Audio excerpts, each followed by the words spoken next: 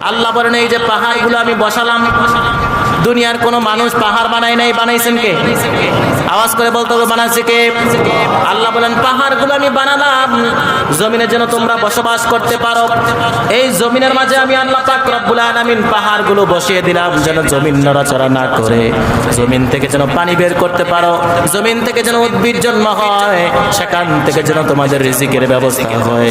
এই জন্য আমি আল্লাহ পাক রব্বুল আলামিন পাহাড়গুলোকে জমিনের প্রান্তে প্রান্তে বসিয়ে দিয়েছি। দুনিয়ার কোন ব্যক্তির ক্ষমতা আছে পৃথিবী থেকে নাড়বে, একটু নড়াচড়া দিবে পারবে? আল্লাহ বলেন পাহাড় বানাইলাম, এই পাহাড় দিয়ে জমিনের স্থিরতা দান করলাম, জমিন স্থির হয়ে গেল, দুনিয়ার কোনো মানুষের ক্ষমতা নাই নাড়ানো। আমি আল্লাহ যদি চাই মুহূর্তের মধ্যে লড়াইতে পারে কি পারে না? ভূমিকম্পের মাধ্যমে 7 সেকেন্ড 13 সেকেন্ডের মাধ্যমে অহংকারী প্রাসাদগুলোকে জমিনের সাথে মিশিয়ে দিতে পারেন কে?